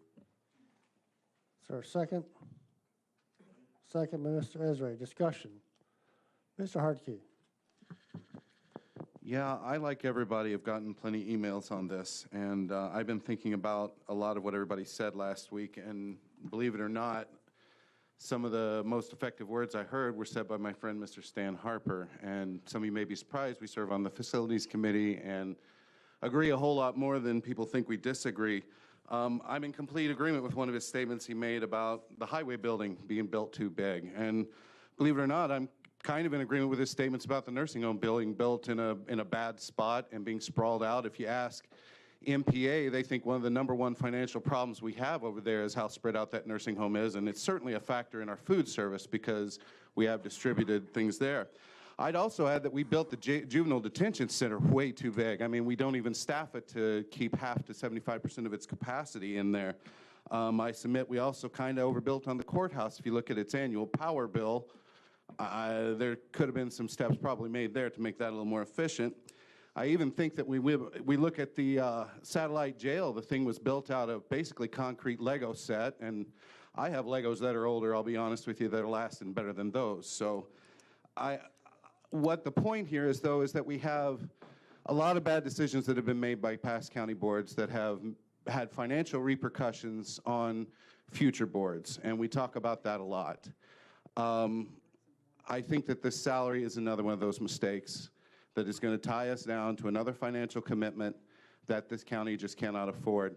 You know, half of this board proposed $30,000 as a salary. A few more people proposed $117,000. $70,000 was looked at as a compromise, one, because it's halfway. Two, because I think, you know, the statements made about a project manager and what they're paid at $65,000 as an average in this county. And from my own personal experience in both public and private sector, managing people and things like that, I think $70,000 is a very fair salary for this. So I am going to move to amend this to set the salary at $70,000, continuous over the 4 years with 0% raises. Second. A second by Mr. Patterson. Discussion on the proposed amendment. I would ask a roll call. All right, we have a roll call. Mr. Anderson, you have your microphone on, just to point that out. Seeing no discussion, let's have a roll call. Petrie? No. Rector? No. Rosales? No. Summers? Yes. Tinsley? Yes. Alex? Yes. Anderson? No. Clemens? No. Cowart? No. Esri? No. Furtado? Goss? No. Harper? No. Hartke? Yes. King? Yes. Marsh? McGuire? No. Michaels? No. Mitchell? No. Patterson? Yes. Weibel? Yes. Motion fails. By my count, do you agree? There's Max. Yep. Mark. Motion fails. Back to the main motion as presented. Discussion on the main motion. We'll have a roll call. Ms. Furtado. I just want to say, as a new member to the board, I actually really appreciated getting perspective, both on phone calls and on emails, from folks on this issue, and not only perspective about this issue, but they also took the opportunity to express their priorities for the county. And I've only been doing this for about 2 months, but I often feel as if I'm making decisions in somewhat of a vacuum, that there isn't as much interaction with the people that I'm supposed to represent as I would like there to be. And so I really appreciated the fact that people from my district took the time to express their opinions. And regardless of how this vote goes, I hope that you keep doing that. Even if the decision isn't what you hoped, I want you to know that I heard you and that I took it very seriously. And I hope that you keep reaching out to us, because it's really important to me to hear your voices. Mr. Alex. I would also make a comment that I made in our caucus meeting, which is, there are, obviously this board has considerable disagreement about this. I'd just like to point out there are Democrats who believe that this position is worth $117,000 for reasons other than who they think it will induce to run for it. There are Democrats who believe it is not worth $117,000 for reasons having nothing to do with who is proposing to run for it, and I'm sure the same is true on the Republican side as well. So I think there's legitimate room for disagreement on this issue. I'm obviously going to vote no on this, but I would ask everybody to sort of try to maintain a sense of perspective. Any other discussion or comments? Mr. Mitchell. I do appreciate the emails, phone calls that have been generated on this issue, and I think I've been here since 2012, and I feel that we've made a lot of decisions, and it's been pretty minimal residents of the county fielding their position and making their position known. It's always comforting to know that on Monday morning when you go out into the public, people tell you that you made a bad decision. But I think that over the past couple of weeks, there's been a lot of interaction with the members of our board. So I think that needs to weigh into the decision-making process. I'm a member of a national trade organization.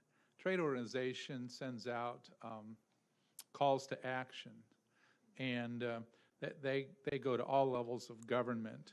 And we do send out repetitive emails to members of Congress, to our state representatives, but we do make our position known. So I do appreciate the people that took the time to do that, because it's important to them, and it should be important to us, because what we do is we're going to establish a value that's going to run into perpetuity. And one of the things that's going to add on to it is the IMRF that's going to go into the future. And I think that's something that we really need to think about. Again, the state of Illinois has passed a bill that is cutting the numbers of government from 7,000, trying to get it down to 3,000. There's 102 counties in this state, and we modeled ours after one other county in the state, which I don't know if that's trend setting or just what that is, but I think that we've got a lot of issues in front of us. I think one of the major thing that is our nursing home, being able to have the money to keep it running at the level that it should be run at. And then also, we're in the budget process right now, and there's a potential that 30 of the employees that are currently employed at the county may no longer be employed. So to be able to support the initiatives that we've put forth. So having said that, I think we really need to think about that. I'm not saying that 117,000 is a good number. I'm not saying that 150 is a good number. I mean, we could pick any number, but I do think we have to look at the ramifications and also be able to project that into the future. So with that, I just think that you really need to think about your vote tonight, and not as thinking about an individual that may very well take the job, but just what you're looking at as you know, the costs that we're asking the taxpayers of Champaign County to bore on that particular issue. I've got frustration too, and I think the reason that we've deferred this is a job description. Right now, we've seen some initiatives. You know, I've read about economic development. Well, we've got an economic development committee that the county board funds. So my question is, if the administrator is going to start funding the economic development, do we withdraw from the countywide economic development that is currently staffed and in my mind is doing a very good job of bringing employment and people to the county? So those are some questions that with the administrator, that are we going to shift direction, and are we going to bring it in-house to do? And also the job description, we look at that why are we having trouble being able to come up with a succinct job description? I think one of the main initiatives is that all of the jobs that are covered in the potential job description are already being completed by the employed staff. So that's a big question that I see, and you know, we're going to offer one of the top salaries just so we can go in any direction. I've heard about we're not getting anything done. Well, this is government, and we have certain responsibilities to the citizens. I think what we need to be doing is taking things off of our plate as opposed to adding to it, because we need to have certain services that we do very well, and after that, it's going to be left to someone else outside of government. So, you know, but we do have certain obligations as a county and as county government to be responsible to, and I'm not certain that, you know, the salary, a higher salary is necessarily something that our county needs to be responsible for. Further discussion. Ms. Petrie. Thank you very much. Again, I'm sorry our conversation on this topic started so late in August rather than right after the first of the year, because it has morphed into more the personalities rather than a job description or what it will do for us as a county in reorganization. And I've said that previously, but that leads me to share a very brief scenario with everybody, which I thought was quite interesting and rather succinct. I participated in the Walk as One a week ago yesterday through the Garden Hills area, sponsored by the United Way, and was with a group of people that I don't know. I just got assigned to them, and as you tend to do those kind of things, you walk along with somebody that you don't know, and you just chat about things. And the gentleman with whom I was walking is very involved in the community. He's a third-generation laborer. He's a steam pipe fitter, 19 years on the United Way board, and no longer on the board, but his wife is now, and she's a teacher. She saw several of her students as we were walking along Paul and Joanne Lane. And he shared a very interesting thought about what we're wrestling with on the elected county executive. And he said, I don't like it.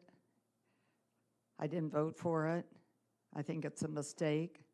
However, it's what we have now, and we have to deal with it, and we can't shortcut it. We can't set it up for failure. The higher salary is important so that we assure that you can't guarantee who will run for it or who will win, but don't undercut the gravitas of that position with other people within the county with whom that individual will work and exchange ideas, concepts, intergovernmental agreements, or whatever else. And I thought that was very interesting. I won't probably ever cross paths with this gentleman again, but that was an interesting view that he was willing to share with me. And I think that's an important aspect for all of us to think about as we make our decision. And that is, are we undercutting this and setting it up for failure, or are we trying to position it? He said he's going to work for rescinding it, so rescinding could come in 2020 or 2022. But during that period of time, we have a lot of things to take care of and decide and to move forward. And so we don't want to weaken our position of getting things solved as we go through the next 4 years. And these things are going to take probably a decade to complete. So thank you very much. Mr. King. I too received quite a few emails this week from constituents and non-constituents, and I know I overwhelmingly probably agreed with quite a few of the emails that I've received. I think in reflection, I've just been thinking about how important this vote is, and I am more thankful that I've had the opportunity to I guess, work beside Mr. Rick Snyder. Learning a few weeks ago through Chris Alex, the whole search process for a professional administrator really helped me to just really stand behind the fact that I think if I were going to, invest 6 figures in a salary, how important it is for me to know that that person is a professional that's been vetted through a search process, credentials examined, and that that search process is something that would provide the most possible access to someone or person of color. When I think about a county executive position, the first thing that pops in my mind is the possibility of a person of color in the future, considering the candidates we currently have, and what that would look like, what it would take for somebody to rise to that level, to be able to have a shot to actually win a position like that in our community. And so that's sort of where I land and where I wrestle with, by setting the salary here, do we create more barriers to access to positions or opportunities like this in our county? And so I think that's one of the areas where I push from this current 6-figure salary and continue to want to invest that kind of money in the county administrator. Thank you. Further discussion. Mr. Marsh. I started this whole process believing that this, and understanding from the committees that really pushed this before the vote, that it would be a revenue neutral or a lowering of cost. And so one of the things I did a couple weeks ago, I asked to meet with the 2 candidates we had, and from one of them I actually got a public written commitment that would be a reduction. The other person gave me a verbal commitment, but I had to not go to the meeting with the person last week because I had to leave town for a family matter. But that was kind of the first step in my mind, is can we find the right person, but that will be fiscally conscious enough to do this correctly. The next thing I thought about was Mr. Alex's job description that he listed out. And I think he did a fine job of listing out the number of things that this job is responsible for. So I took his list and then I added a list of my own that thousands of entrepreneurs in our county handle right now. And respectfully to your time, I'm not going to read it. I was going to, but let me just say that there are thousands of things that an individual entrepreneur has to handle when he has this type of business, when he runs a business, anywhere from a $10 million business to a $100 million business. We have both of those in this county. The difference is that I believe that a county executive can do this because the entrepreneurs do this without the assistance of a state's attorney's office. They don't have outside legal support that we have every month. They don't have payroll departments. They don't have auditors. They don't have paid professional staff. They don't have 27 departments that each have subject matter experts to assist them. And so that big list that Chris has and that I added to, And I do think that was a great start, Chris. I enjoyed that night. When you take that, we really do have great support, not to mention the intelligence and the intellect of the people and the background of the people on this board. I think that we have great support for that position already, so I think it is possible for them to do that for either of the people that I've talked to so far, to do that at a reduction of cost. The other thing I would expect is that that person would dig in, do the detail, and find other ways to save money that we could use toward the things we need to do. With the right direction and the appropriate remuneration, I think we can support an executive from either caucus to give us vision and direction, and that's what we really need, is vision and direction. That's why we kick the can down the road and stammer around over some of these issues for years. As I look back, we really need a vision so we can tie our community together. The issues of the social issues, mental health, early intervention, and even incarceration, those issues are all tied together. But we have people on different sides of the fence looking at growth in any of those as being bad. If one's good, one's bad. With the right vision, we can see that they do interact, and they're very interdependent on each other. If we handle mental health right, it'll help our incarceration. If we do an early intervention right, that'll help it too. So those things are all very interdependent, and that's what we need, is a strong leader to help us do that, regardless of the caucus. These are not standalone, and so this clear vision can also help diminish the fear we have, or the fear our constituents have, that these other issues are going to be ignored if we do some modifications in our jail, for instance, that have to be done because we can't put two types of gangsters in the same cell. But if people understand there's a vision that ties all these things together, it takes some of the fear out of them thinking that they're going to be left out, or their cause is going to be left out, or that we don't care about the mentally ill or the undereducated in our community that are so important. Because all of the departments that really should fund those, all whether it be the county board, the city, the county, the prisons, or the justice system, even the school districts, by not handling those, they bear the cost on the other end. So we have to handle them. And it's not just our county's job alone, but we have to do our part with that. I think that to diminish the county executive position to a figurehead status would not give us the opportunity to do that. And so I support the $170,000 salary. Thank you. Further discussion? Mr. Summers. I was born in Columbia, Missouri. It's the show me state, and I'm still waiting for somebody to show me how we're going to pay the salary and have a trained public administrator. And you know what?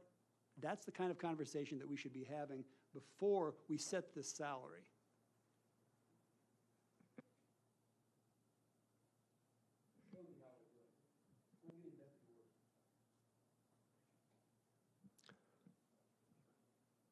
Any more discussion? Let's have a roll call. Petrie, Yes. Rector. Rosales. Yes. Summers. Tinsley. No. Alex. Anderson. Clemens. Yes. Coert. Esri. Yes. Furtado. Goss. Yes. Harper. Yes. Hartke. No. King. Marsh. Yes. McGuire. Yes. Michaels. Mitchell. Patterson. No. Weibel. No. Motion carries.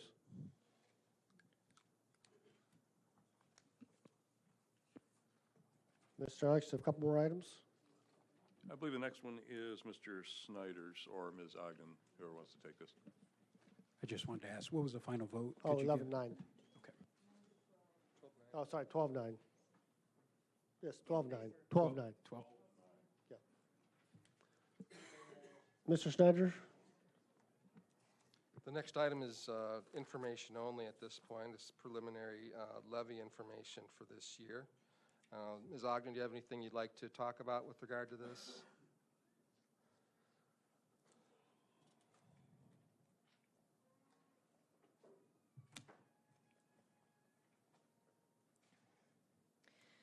I want to make sure that everyone is aware that there was a second levy rate projection sheet distributed in the goldenrod packet that you received at your place tonight.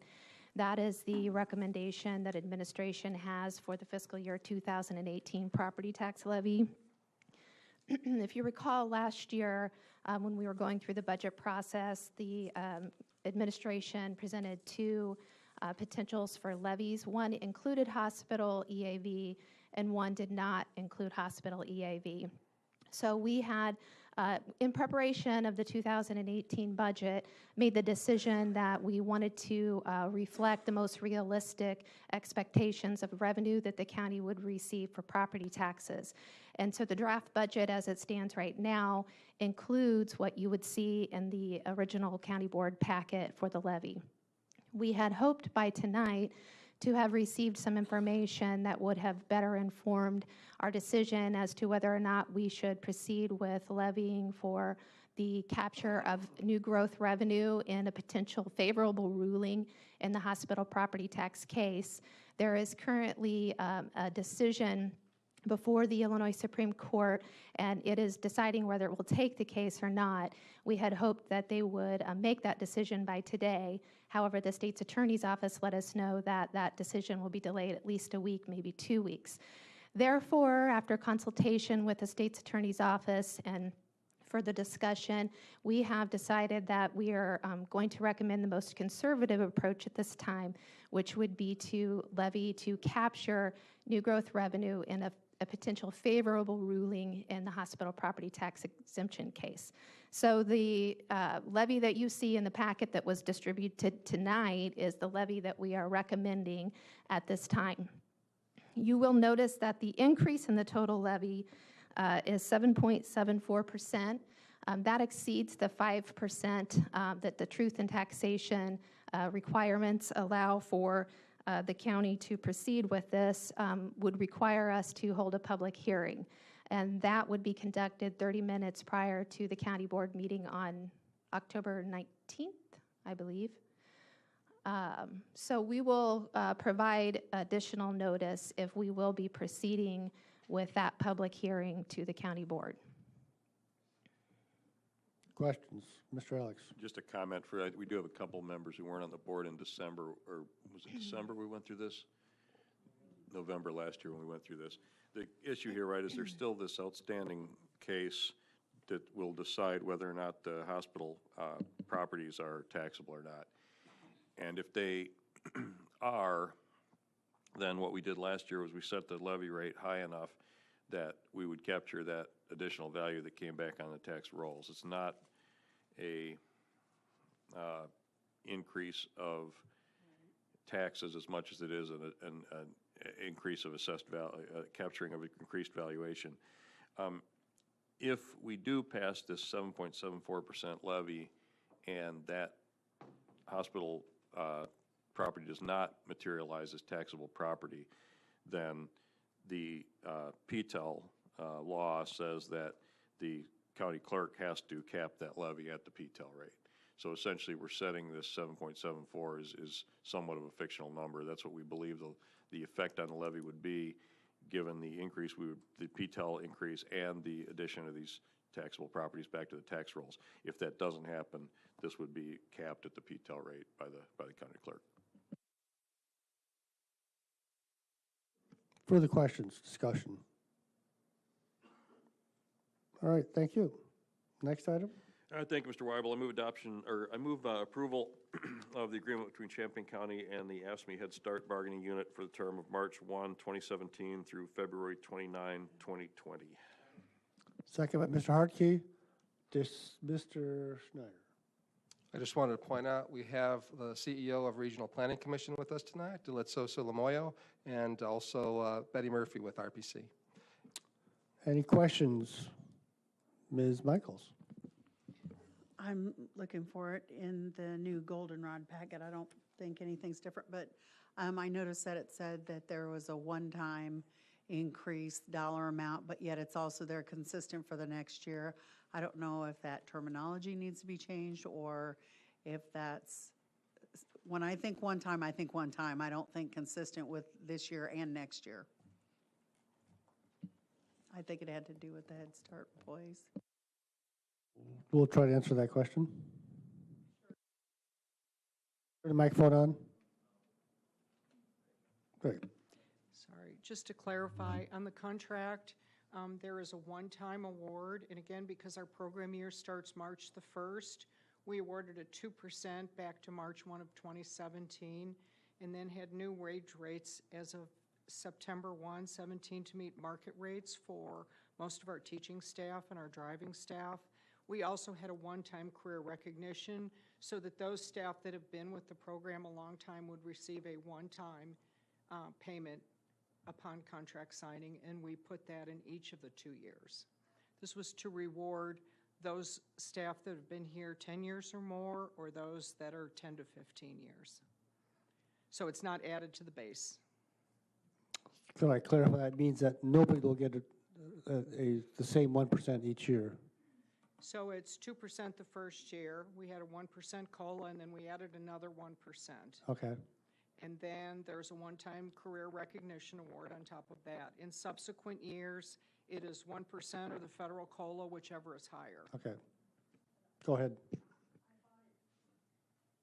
I thought it listed 2 separate years with those bonuses, or in you know, Yeah, so it's the not a first one-time, it's a Yeah, this so the- year and then next year. If this contract is all together. So, good evening, this is Dalitso Sulamoyo. So for the first year, if this contract is approved today, we will provide a 2% wage increase retroactive to March 1st, which is when our contract commences with the federal government. That will be 2% to the base. And then there are some positions that we are actually raising the ranges to be competitive with the market. We've had quite a bit of turnover, and we're doing that so that we can attract and retain those key positions so that we can provide quality services within the program. There is also a one-time career recognition award, as Ms. Murphy pointed out. That is not to the base. It's a one-time $500 for all staff, excluding those positions that we are raising to be competitive with the market. So that will be in the first year. In the second year, we will be doing a one-time recognition. Again, this is not to the base.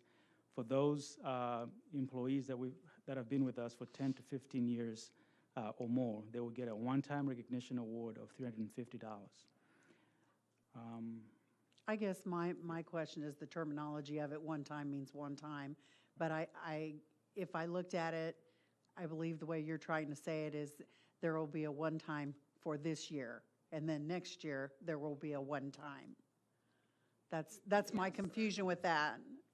There is a one-time in each successive year of the contract, right, and each of the 3 years. Okay, so for 3 years running, they will have recognition. Yes. And that generally touches the same employees or different employees? The same employees. All right. Okay. Any other questions? Ms. Petrie? Based on Ms. Michael's questions to you, for clarity, should there be that change in the wording so that others reading it do not have her same confusion?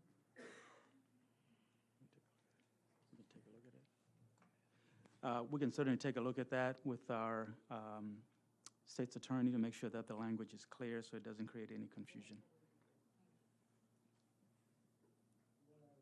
What I'd suggest then that we could give it a vote on the contract pending review by the state attorney's office. If there's any significant changes, we'll have to bring it back to the board. I think we can do that. Is there a timeline issue on this? Yes, we wanted to get this done tonight because these payments would take effect in this payroll period. That'd be next week, though. We could presume we could have this done by tomorrow afternoon. Right. And AFSCME approved and ratified the contract as of today, so it was a majority vote. And so in the best interest of the bargaining unit, we had hoped to award the 2% retroactive pay as well as those one-times, and we have prepared that for this payroll period.